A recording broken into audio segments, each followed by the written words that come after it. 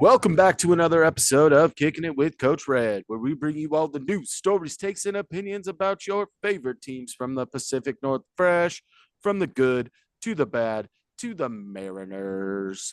God, I love me some Mariners.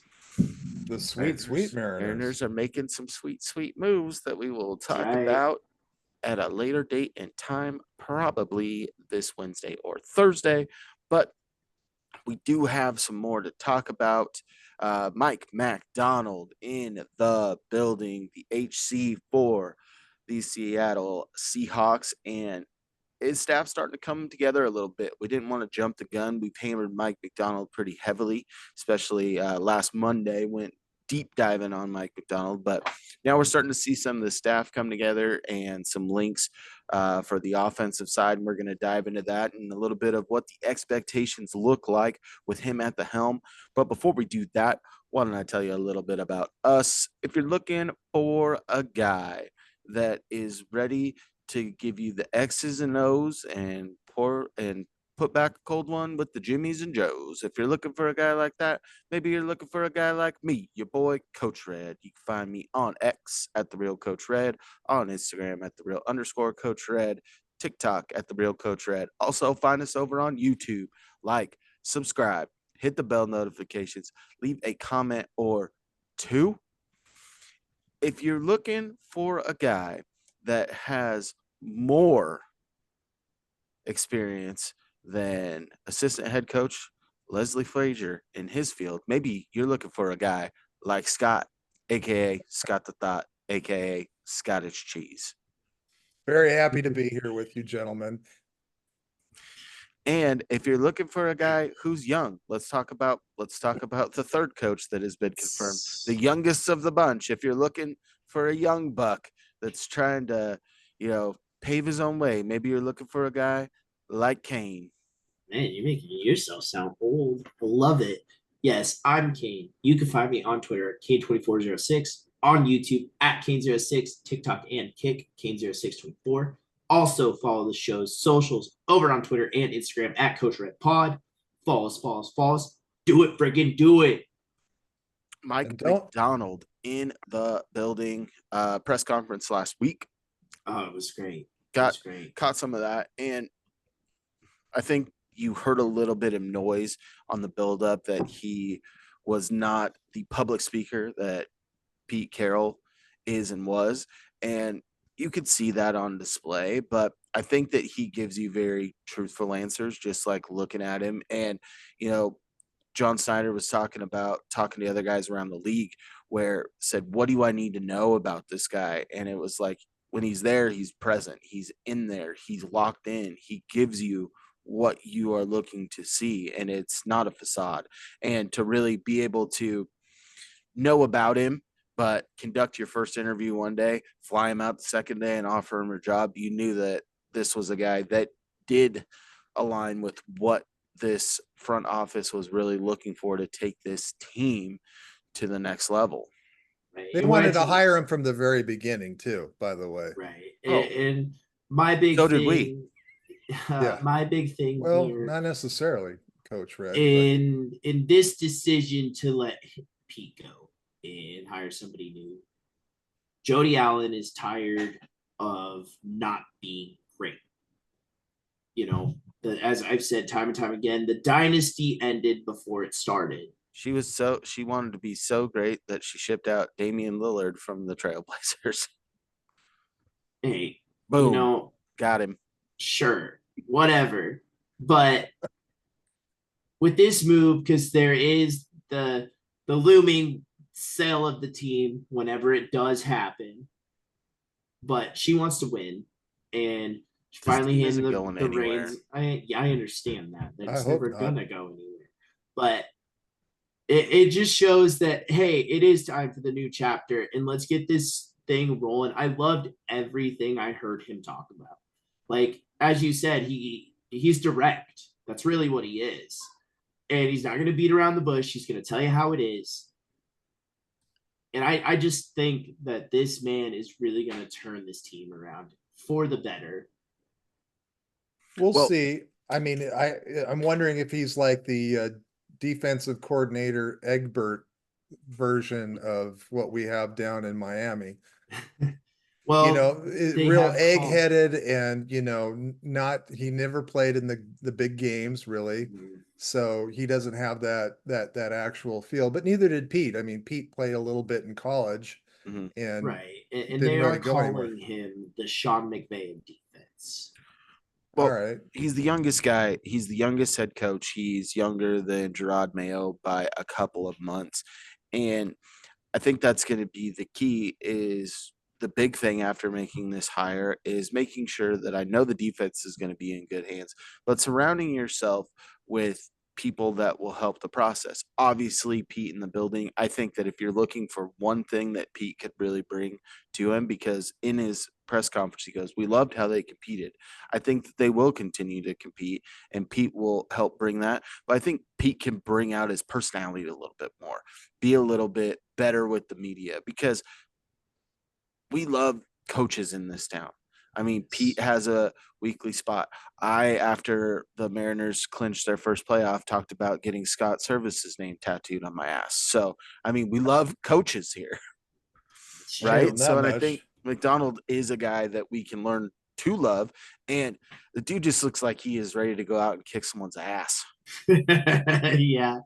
I just think that he's really gonna mesh with this team. Get a kind of younger mind in there. Kind of get a understand the times, right? I just think this is the best direction for the Seahawks to I continue. think what he's going to do is he's going to look at the draft and he's going to look at the defense that we have now, and he's going to go in there and try to clean it up as much as possible because he's going to see some of the deficiencies that's there. Coach Red, you've talked about how we're weak at linebacker. Could he We don't bring have in? any. Yeah. Yeah. Well, we don't. And one of the articles today was, how is he going to mesh with Bobby Wagner? We don't know. Is Bobby Wagner, is it time for him to go and retire? But he doesn't want to. So Right. what is that contract going to look like? And And Bobby did touch on that, and he said, "Hey, I haven't met the guy. I've heard nothing but great things, and we'll see what the future holds. I want to be back in Seattle right. next year." So I think he'll be able to take a little bit less. I mean, I think that he realizes that he's not the player he was, and they're going to be a little cap strapped. I mean, projected right now, they're about 4 mil over the cap. So there's going to be some things to do. And, you're going to look at a bevy of things when you look at this team. Is Jamal Adams still going to be on this Yeah, team? I don't It know. looked like he was potentially retiring. Is Draymond Jones a guy that he thinks he can get to the next level, or is it a guy that they potentially put out on the block and eat a little bit of money to free up some cap space? So it's going to be really interesting. We'll get into more and more of those transactional stuffs in the coming weeks, especially after the Super Bowl. But the one thing that I did love was he went and got himself an assistant head coach that is well respected in this league, has a ton of experience, and that's Leslie Frazier. The two worked together when Leslie Frazier, I believe, was the defensive backs coach for the Ravens when Mike Macdonald was still just a defensive assistant.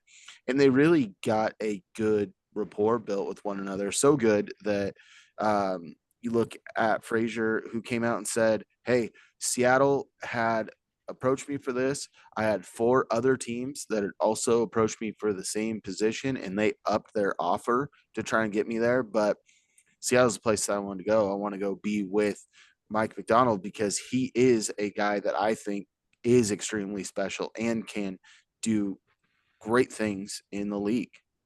And everything seems to go back to the Ravens because Leslie Frazier was a hell of a player back in the day. He won a Super Bowl ring there, I believe. So there's Ravens, there's Ravens, Michigan, this whole kind of culture that seems to be shifting in there. And I know we're going to probably talk about this a bit later, but it is interesting. The Ravens, the Michigan whole deal. It's going to really change this team a lot yeah, because that's a whole different system and setup than what these players have been used to. And I think Adams is the big, you know, 800-pound gorilla in the room. What do you do with him? I mean, he's had all the freaking talent and all the physical gifts and the intelligence, but can his body do it? And If he can't, No. if he can't, what's going to happen with him? You know, I remember him coming out of college and how just highly scouted and just how ESPN and all the news outlets just raved about him because he was big, he was fast, he laid hat. The dude was an absolute monster at the safety position. And, you know, in New York, his body kind of kept up with him. But as soon as he got dealt, it's just year after year after year, injury, hit. injury. Yeah.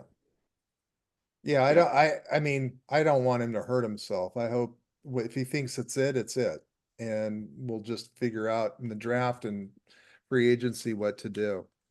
But Coach, I don't want to take over your show, but I'm more interested in the offensive coordinators in some ways than the defensive coordinators. Well, you're gonna have to hold your horses there because I got a little bit more to say about Leslie. So Okay, please do, because I don't understand why he's here. He's an old dude. Is he like the old man in the room? I thought Pete was supposed to be the old man in the room. I think that he gives you a little bit more on-field presence. So he's going to be around the team more day in, day out. He's been a head coach in the league. He was a head coach for the Minnesota Vikings. He's been a defensive coordinator for 14 years. He's held the position of assistant head coach and defensive coordinator with the Bills. And when you look at what the Ravens and Bills have done, especially over the course of the last 3 years, you know, that Macdonald's been with the Ravens and Frazier's been with the Bills in the same capacity. Those defenses are working and they're getting takeaways. That's the big thing. So the Ravens led the league in takeaways this year. They were tied at the top with the Giants, and clocking in at number 3 was the Buffalo Bills. So those were both in the 31 range, 31, 32. And the Seahawks clocked in at 19. And when you look at a guy like Quandre Diggs, who has been upwards of 6 picks in a year, Reek Woolen, who 6 picks in his rookie year, only 2 this last year. Spoon is just oozing with talent. And then you look at Trey Brown, Mike Jackson, those guys can get in there. Julian Love went on a tear there at the end. But one thing that I'm really looking forward to is how they can create pressure with your edges and your linebacking core. Because I think Jaron Reed showed you that pass rush upside on the inside. Draymond Jones still on this team. I think you play him a little bit more inside to get that little bit more disruptive. You run Chenyu Nwosu and Boye Mafe on the edge. I'm looking for strip sacks, baby. Strip sack turnovers. And, you know, Scott, to touch on what you said with Pete, I've listened to a couple different things. I started getting into KJ Wright's podcast. Yeah, he does, and he was talking about this whole situation. He's just like, "Nah, dude, like, don't take Pete in the building. He's not going to be there very often. Good. He's like this. What did they call him? Separation of church and state. Well, no. Give him his swan song. What is Pete's title? We don't know. Well, they were just like, he's just gonna be like they made a position up for him practically, and I think that he didn't want to go.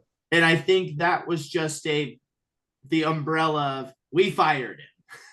Oh, they did.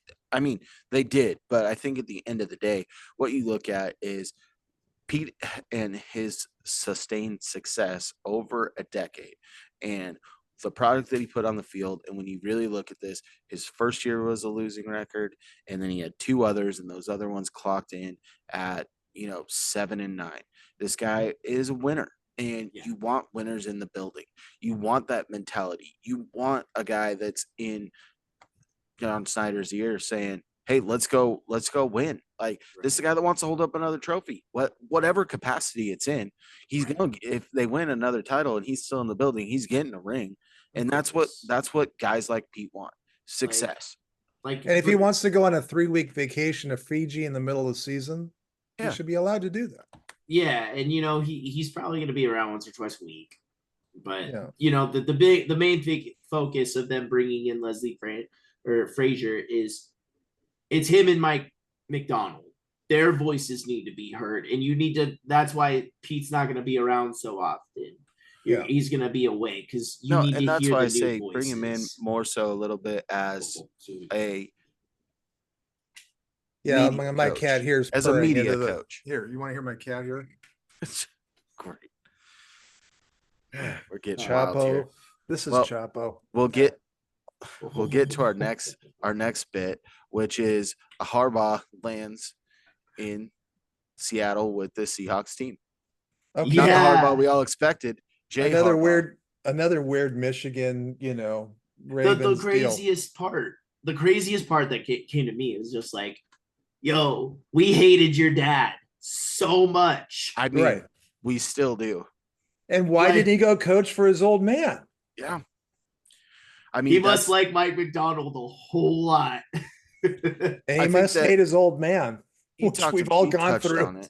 at some point in our lives. Yeah. But you touched on it. It's like making your own name. So you got a guy that you're familiar with. You've coached on staff with him in the past. And this is a guy that's held the special teams coordinator job at Michigan for the last 5 years. He's worked with him with the Ravens and at Michigan.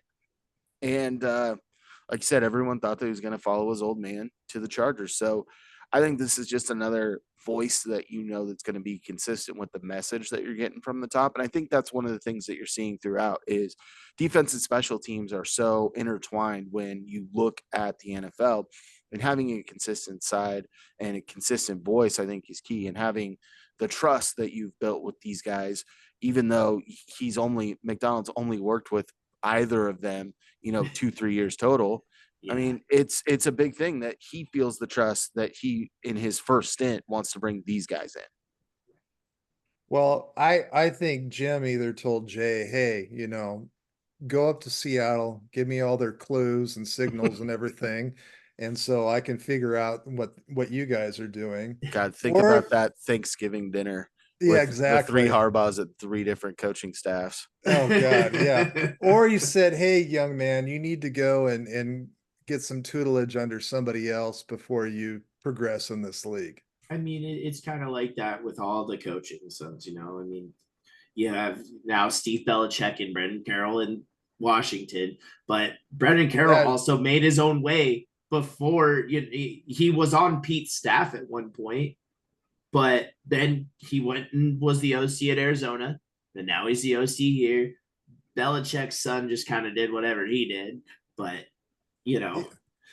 Boy, that's the most redneck looking, mullet wearing Joe Dirt weirdo.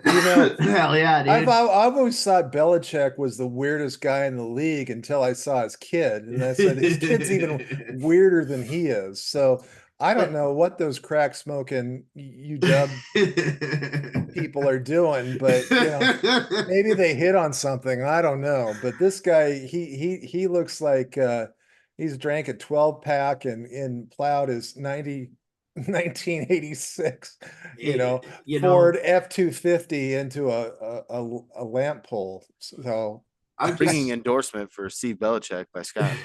I just with this what hire, a weirdo. with this Sorry. hire though of the new special teams guy, they got to change it up a little bit, and it's still also gonna be good to see a new voice in there, get a little bit better on special teams. I feel like they've been a little down. I mean, I feel like they've been pretty good with Tom Izzo, man. He's been with this team for a long time, and But what happens return when yard average and the percentage that Jason Myers has kicked field goals consistently at has been pretty solid across for league average. But he's no Rusty Tillman. Well, we'll see what happens. It's just crazy having a Harbaugh in Seattle. Yeah, it is. It's weird.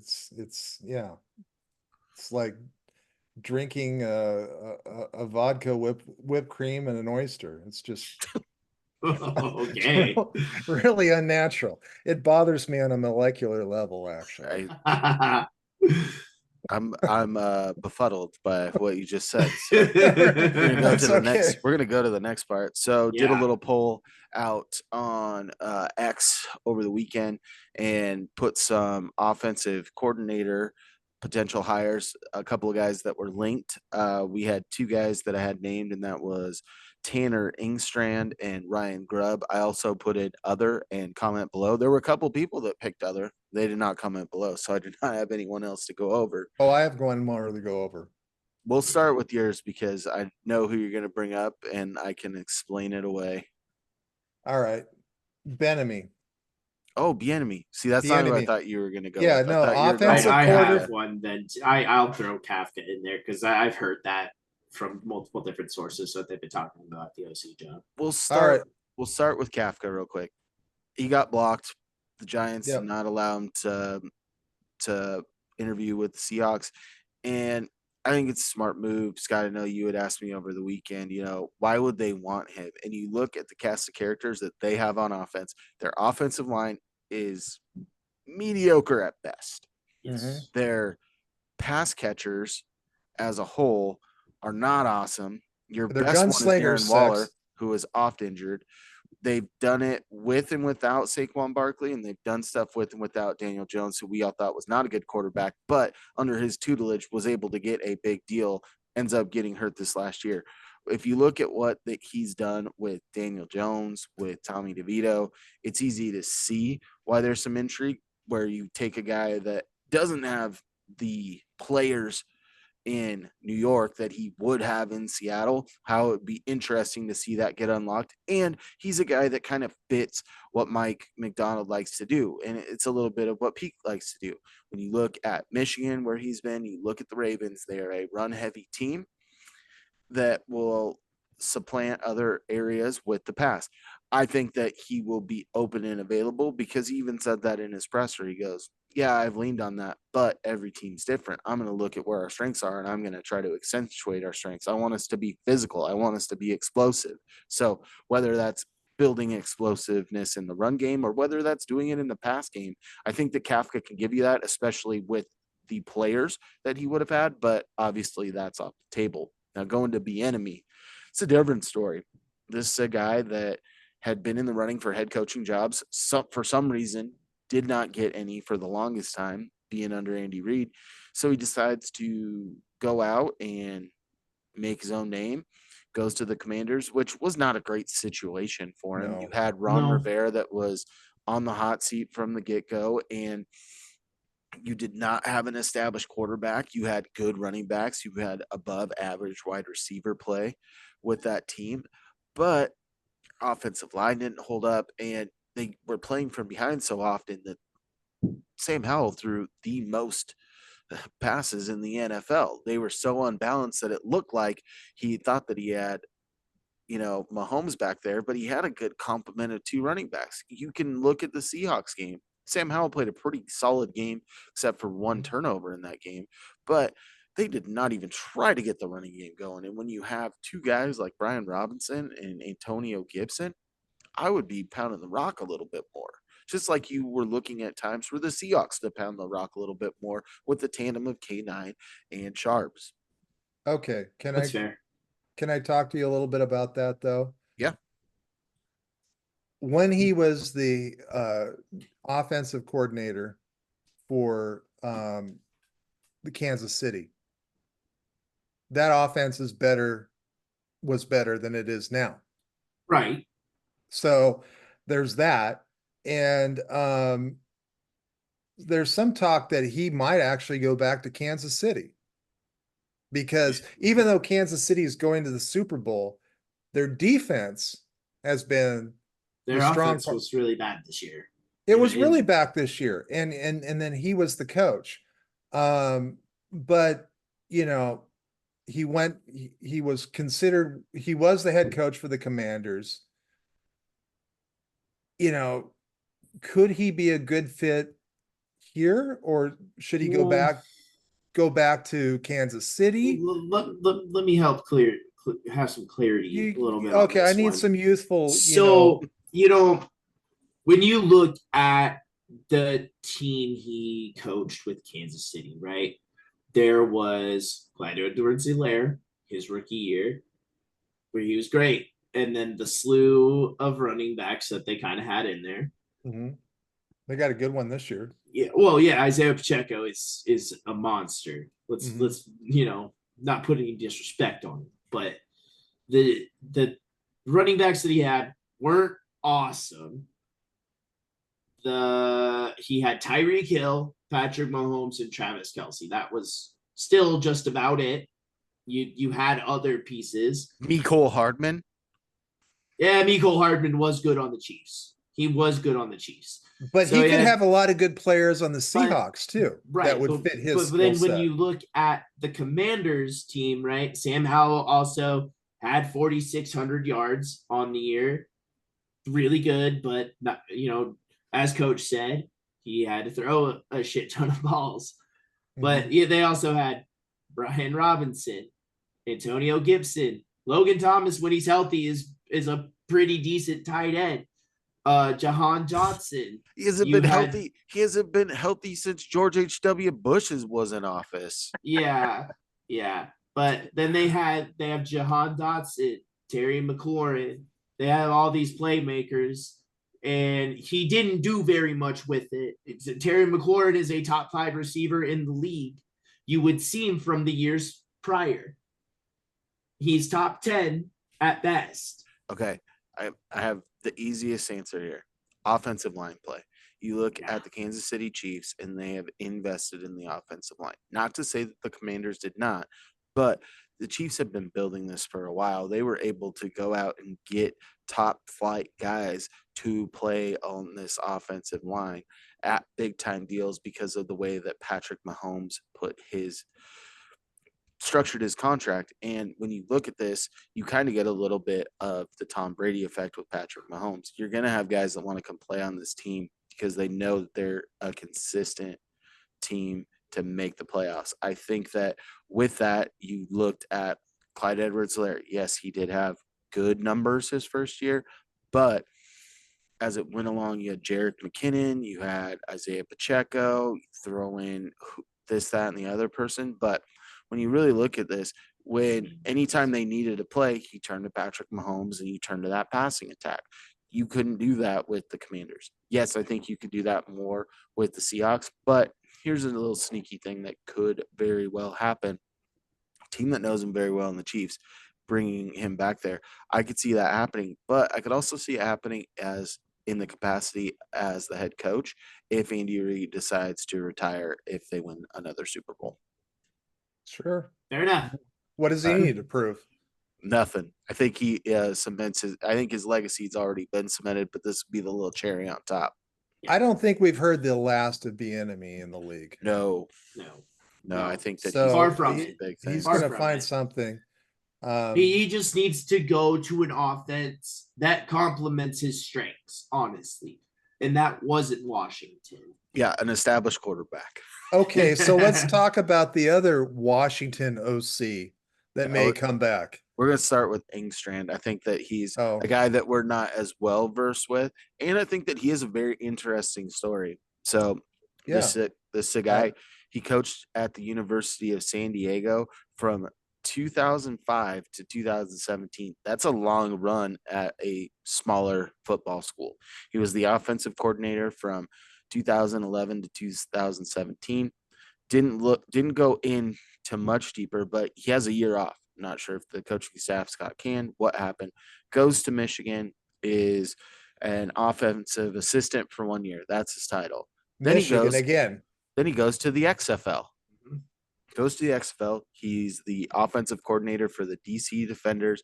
And the year they started, popularity starting to grow. COVID strikes, season over.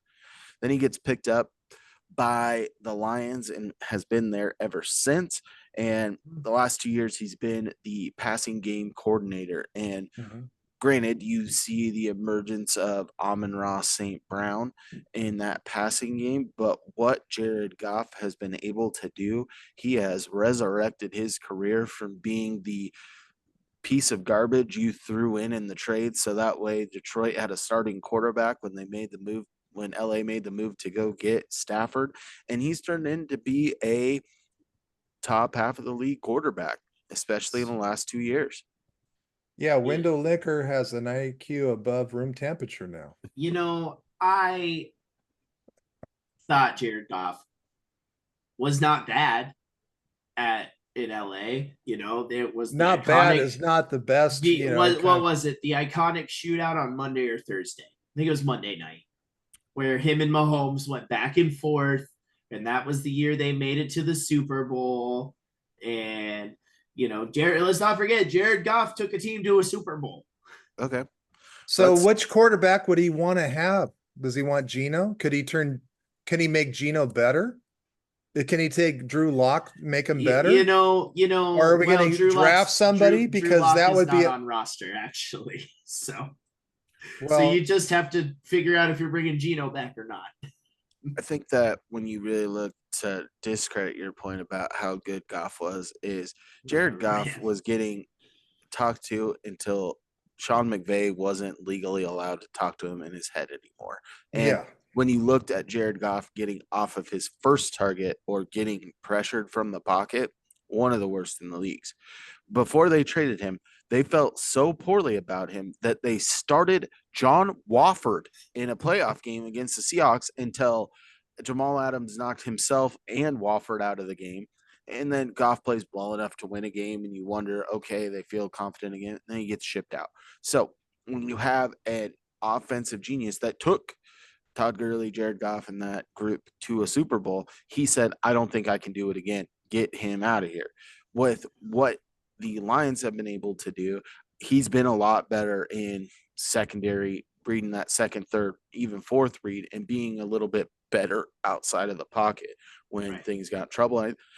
I think that's a testament to Ben Johnson, who was in the running for a lot of HC jobs, but you got to look at Engstrand as well as being a guy that's integral. He's the guy that's looking at that passing game as a whole and putting in game plan for the week. And we could all agree that when you look at what the Lions have, especially in the passing game, I would say that the Seahawks are a little bit better off. Yeah, I would like to see that. Just, I want our pass catchers to make plays. Like, that's really all it comes down to, man. They have such a talented receiver group to be so dog shit. Yeah. And in our poll, Engstrand got 21% of the votes. Now, let's go to the breadwinner of the poll. Everyone's local hero. Everybody loves him. Coach Red. Who is it? Wow, what a lead. Hey, are we talking about me? Sure. Wow. Cool. Coach Red, offensive coordinator for the Seattle Seahawks. Make it happen. We're going to be running a lot of four verts, a lot of halfback screens. Yes, sir. No, Ryan Grubb is rumored to be a finalist for this job, and I've seen varying reports, but it's so tough on X to know what's credible and what's not on any given day. But a lot of it that he's in the final stages in here, and if offered, would accept the job. Followed Kalen DeBoer around from Fresno State to Washington, and is currently at Alabama right now. He doesn't like it there. When you look at what Washington was able to do, you have Michael Penix, who's worked his way into first-round contention. You look at Rome Odunze, who's going to be taken in the first round. Jalen Polk, who emerged this year, is probably taken in the second round. And then Jalen McMillan, that should be taken in the third. I think Culp and Jack Westover will also find themselves on NFL rosters. But Michael Penix was looked at as a reclamation case, as a guy that was oft injured. You look at Puka Nacua and what he's done this year. Mm-hmm. People forget that Rome Odunze and Jalen McMillan were all on the field at the same time, and that offense did not look very good when old Long Schlong John was there, or Bush Hardman. They weren't getting the job done.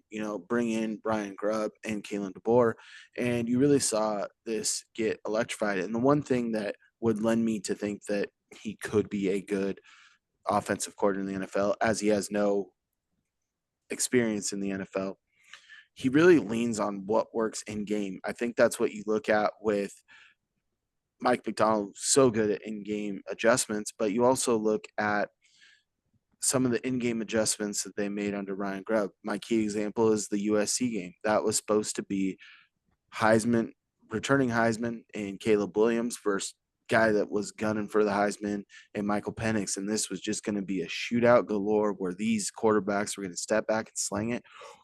What did the Huskies do that day? They ran for 295 yards on the back of Dylan Johnson. There were holes galore, and he goes, yeah, we're going to take the pressure off Mike Penix here. We're just going to keep giving Johnson the rock. And I think that really propelled them to the end of the year where they were able to play a lot more balanced and be able to look at that a little bit more, where they were leaning heavier in the pass game. I think that this guy gets creative on how he game plans for a certain team. And I think that he's got the balls and knows when to pull into his bag of tricks. You look at the little pop pass to Quentin Moore in the Pac-12 title game, a guy that it was his second reception on the year. You look at the end around to Roma Dunze on 4th and 3 in your own territory against WSU to keep your playoff hopes alive.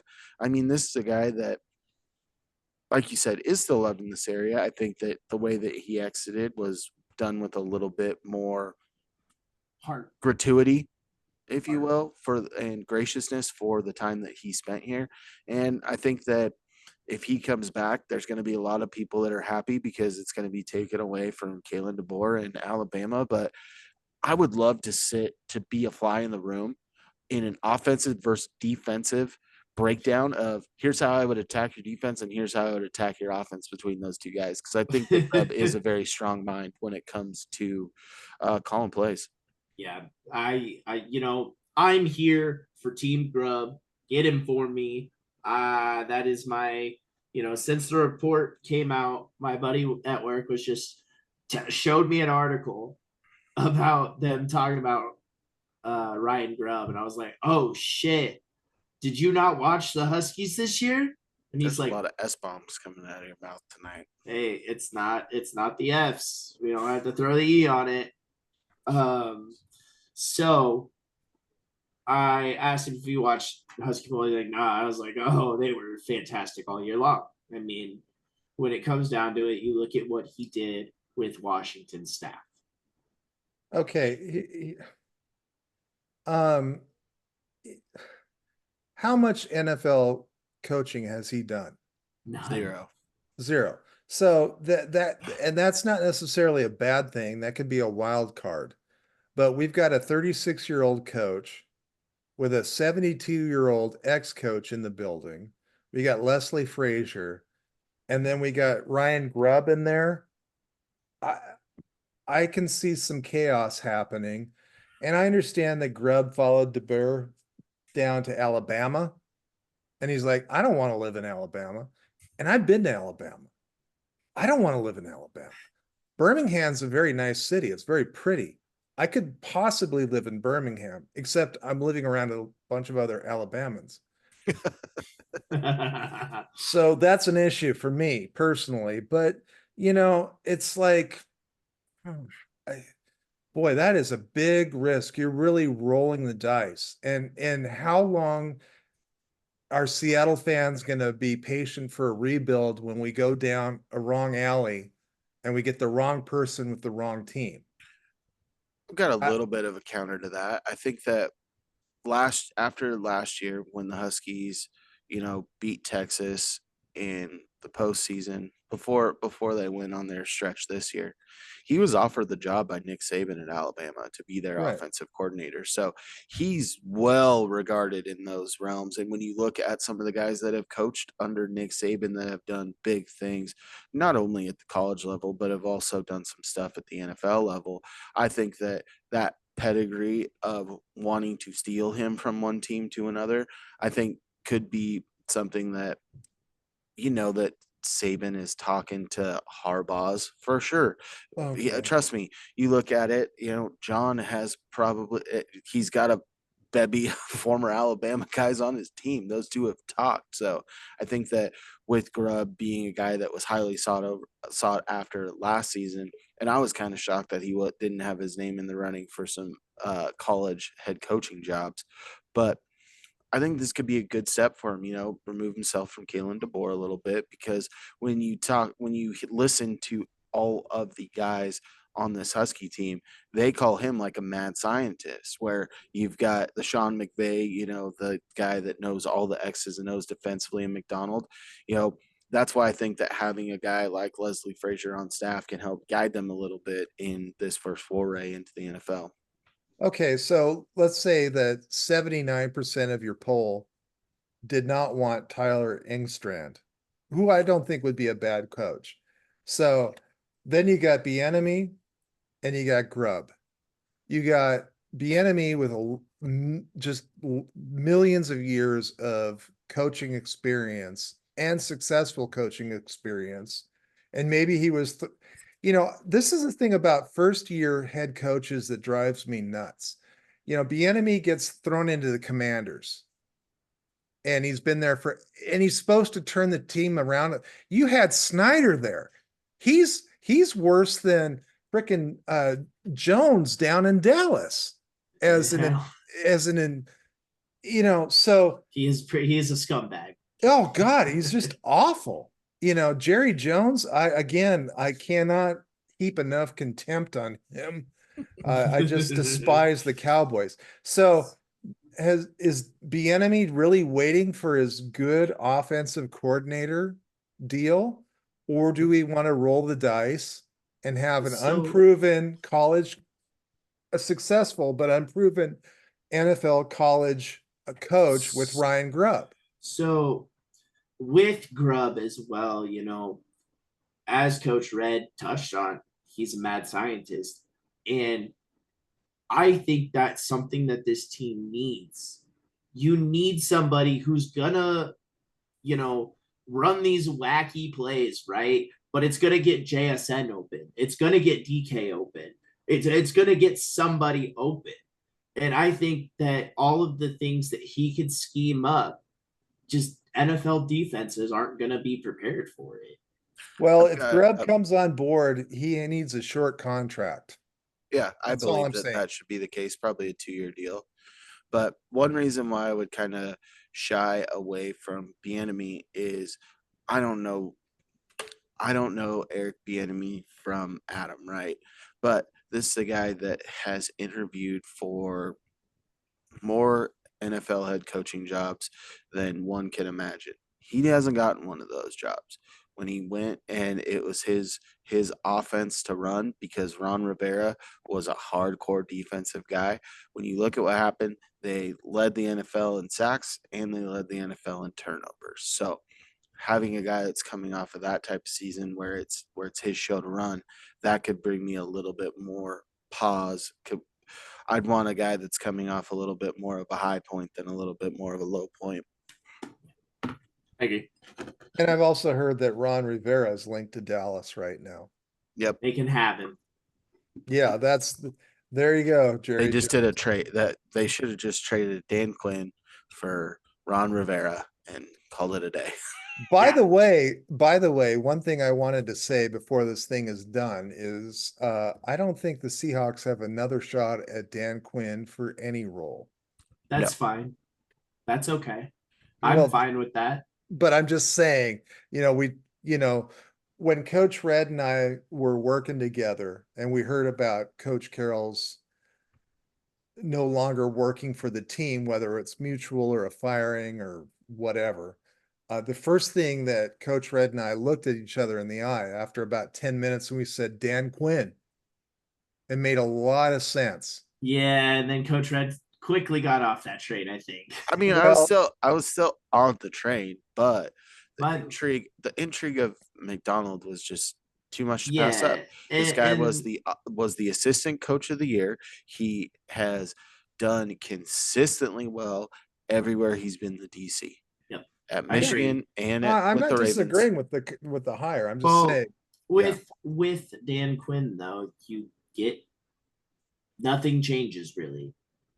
Right? Nothing really changes. We don't need another 9-8 season. We either need a 12-5 season or a 5-12 season and figure out what to do. Exactly. And it's just you're gonna hear the same message that Pete spewed for all those years. And it's gonna be the same thing. It's gonna be the same but different, basically. Well, and the team looked really flat last year. Right. The talent, but there's some plays they really weren't going for it. And exactly. I think Pete lost the locker room, and that's really what happened. I think so too. Yep. Well, let's get on the Mike Macdonald trade one last time. With him at the helm, what are some of your guys' expectations for the Seahawks this coming year? Are we going wins or just expectations as an all? I mean, I'm leaving it pretty open. If you want to throw All out right. win total, you can. If you want to throw out some other things, go ahead. So I think that granted, after free agency, after the draft, this team's going to look a whole lot different. And my expectation is that this guy is going to get the most out of the defense. I mean, really, he is. He is going to motivate these young men and bring out the best in each and every one of them. And I think that's going to really center around Devin Witherspoon. He is going to channel everything into Devin Witherspoon and kind of form him to what he needs to be. And I think you touched on it, the oozing with just greatness, it seems like.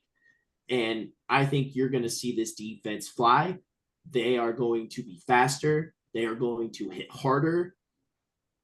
And this team is going to be more defensively sound. They're not going to be 19th in the league. I'll tell you that. I think they're going to be more towards the 10. I mean, I would have loved them to be 19th this year because they were not. They or no 31st, I believe. well 19th. no there's Would've no loved reason and there's no reason the defense should have been as weak as we were this year. Right.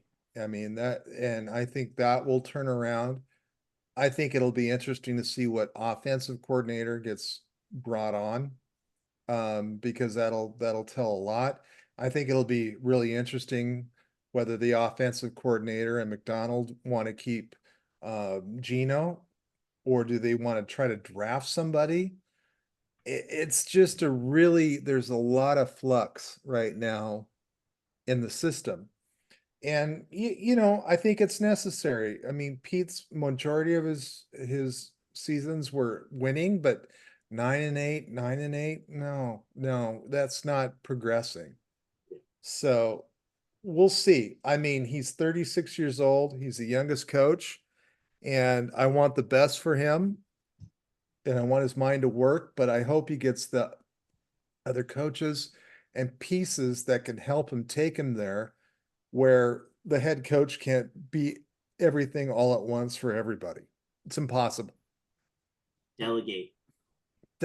So does he get the right pieces? We'll see. I'll touch on it. I think that he keeps Gino at this team. This Gino, a late addition to the Pro Bowl. He's a guy that's been playing at the top half of the league. He's playing at a reasonable contract. And I think that this is a guy that you can feel confident where you're not. Every head coach is tied to the success of the starting quarterback.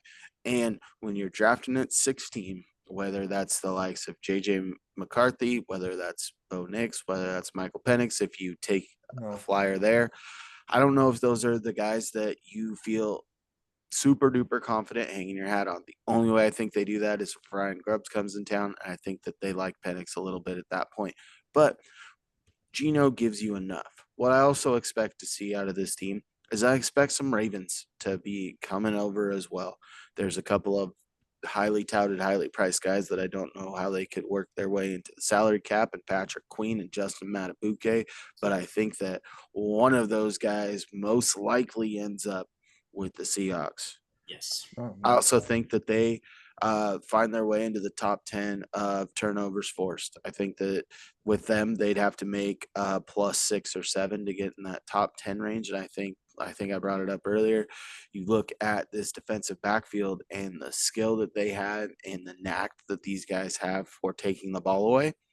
And even, you get creative and you throw Kobe Bryant out there, who punched like 4 balls out of his rookie year, being able to get the ball back, getting like Maxwell did back in the day. Yeah. You just have to sit there and get those change plays and get that sudden change to really drive and put your offense in better positions and slam the door shut a little bit. Because what you have seen with the Seahawks is no matter what team it is, they always let them hang around. I think there was one game last year against the New York Giants when Daniel Jones looked terrible. Saquon went out the week before, and they never got it going. Every other game was too close for comfort. Yes. They never kept their foot on the acceleration. But I would also say, very, very dark of all dark horses, let's keep Drew Lock in the building. I mean, I wouldn't be opposed to it. I think he showed enough in the 2 starts that he had Oh to yeah. show you the upside that is there. Yeah, And, agreed. and my final thing is I think they win over 10 games to make the playoffs. I think the Yes. roster Wow. is strong enough Yes. to do it, and you've seen success from first year head coaches in the past that have made those jumps. The biggest one you can look at is Brian Dable. His first year in New York takes over a very bad team, gets the best out of a bad situation with not the best weapons offensively or defensively, and Yep. a guy that's an offensive mind gets a lot out of the defense. I think that you could see this defense, if they take that step forward, there's enough there offensively to push them over the top and be back in the playoffs. Yep. I All agree. right, let me do one thing. They're either going to win 10 or more, or they're going to lose 5 or more.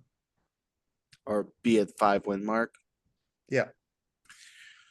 I think there's too much talent to be at that point. Yeah, but if there's if the coaching staff doesn't gel, if people are fighting or not on the same page, I you don't think know, that's gonna happen. I think this is gonna be a well-oiled machine. He inherited such a talented roster I mean, I wouldn't say that it's going to be but a every team well-oiled says machine. that. Every team says that. Every team I says know. we're the most talented roster. You know, the Jacksonville Jaguars are saying we have the most talented roster. The Browns, we have the most talented roster for next year. We just need one more player. We're going to get there.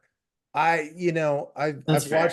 I've watched enough football that it can go one way or the other with just the most simple thing happening to the team, whether it's an injury or whether it's somebody from the practice squad coming up and proving that they're a all pro and they never had the shot.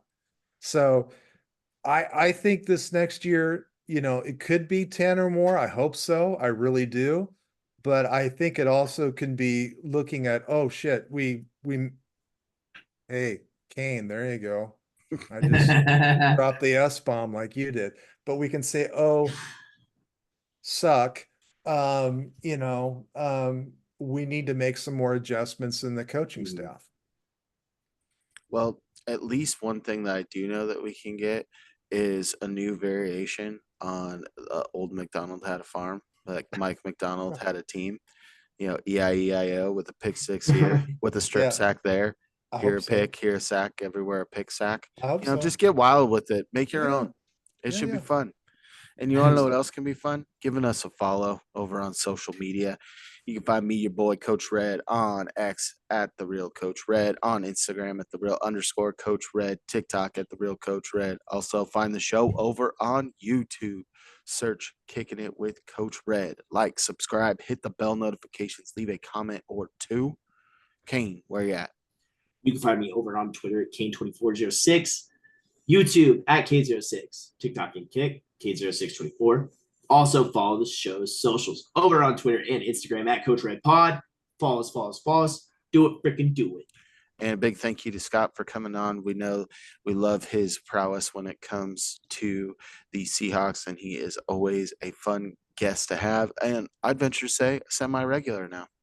Well, I would also say that social media for me is kind of like sunlight on a vampire. So I don't have nothing to offer. That's fine. Well, with that ringing vampire But thank you. endorsement, as Thank you, always, gentlemen. stay fresh. Stay fresh, peeps. Peace. Peeps.